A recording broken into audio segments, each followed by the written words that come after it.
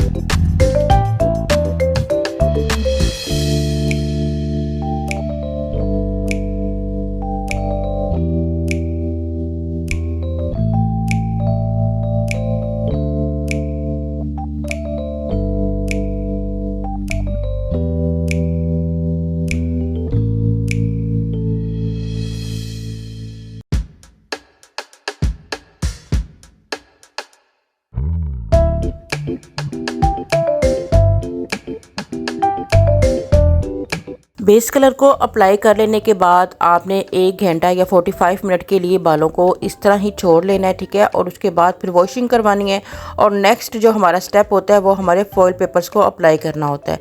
ठीक है, और अब हमने मतलब कि 2 सेक्शंस पीछे और 3 सेक्शंस फ्रंट पे जो है ना वो बालों के बनाए हुए हैं और अब हम अपने पूरे ग्लोबल हाईलाइट्स वाले फॉइल अप्लाई करने वाले हैं। अब यहाँ पर बड़े ही प्यारे से बेबी लाइट्स करने वाले हैं इन्हें। ठीक है, तो हमने इस तरह एक पतला सा सेक्शन निकालना है, क्योंकि यहाँ हमारे क्लाइंट की डिमांड थी कि नैब एरिया पे उसने बंस वगैरह क्रिएट करने हैं। ठीक है, कोई फंक्शन के लिए, तो ख़ास तौर पे आपने नैब एरिया पर मेरे इस तरह से जो है ना वो हाईलाइट्स करने हैं, ताकि वो बाल ऊपर की तरफ या पोनीटेल भी बनाए तो नीचे से उनको हाईलाइट्स नज़र आए। ठीक है, इस तरह इस तरह से हम लोगों ने बालों के सेक्शंस को उठाया और मटेरियल जो रेडी किया ब्लीचिंग पाउडर को और 30 वॉल्यूम जो डेवलपर है हमारा, उन दोनों को मिक्स करके एक थिक सा पेस्ट हम लोगों ने बनाया। ठीक है, और यहाँ पर हमेशा आपने थिक पेस्ट ही बनाना है, क्योंकि अगर आपका मटेरियल पतला होगा तो फॉइल पेपर से स्लिप होकर नीचे आएगा, फूलेगा। ठीक है, मतलब सही से रिजल्ट नहीं देगा।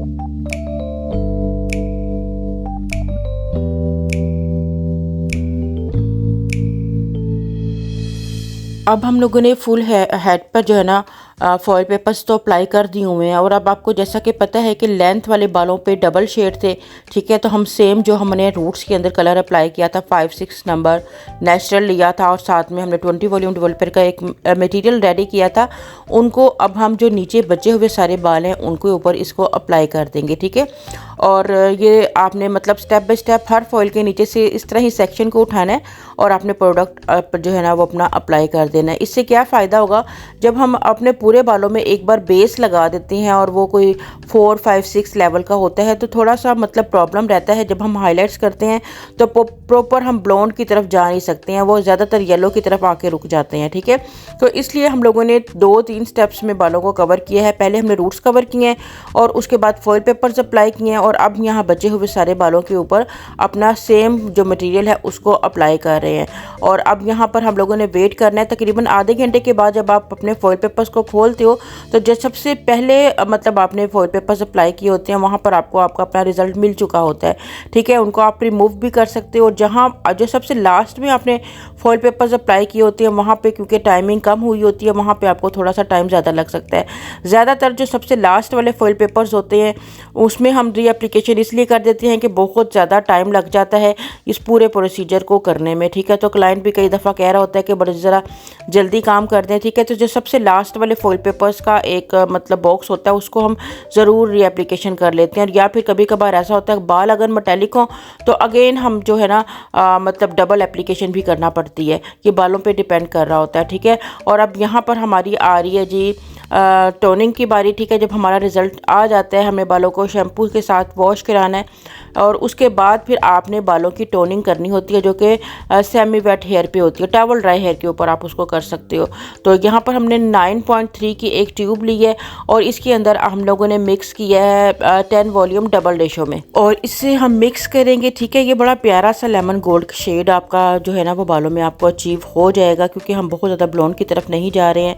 और अब हम स्टेप बाय स्टेप बालों में इस मटेरियल को यूज़ करेंगे, ठीक है।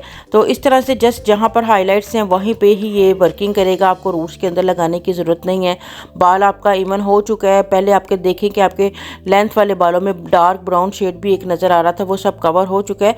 तो अब आपने इस तरह से बालों के ऊपर एप्लीकेशन करने के बाद जो है ना वो तकरीबन 20 मिनट के लिए बालों को ऐसे ही छोड़ देना है और उसके बाद फिर आपने अगेन वॉशिंग करा के सेटिंग करनी है।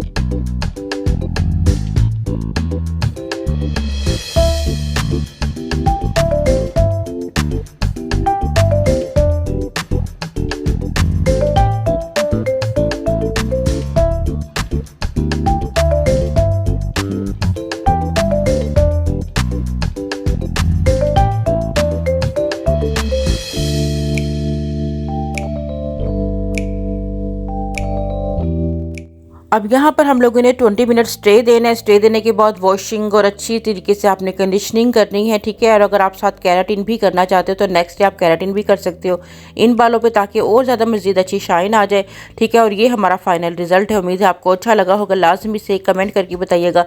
इसके साथ ही इजाज़त दीजिएगा, दुआ में याद रखिएगा। अल्लाह हाफिज़।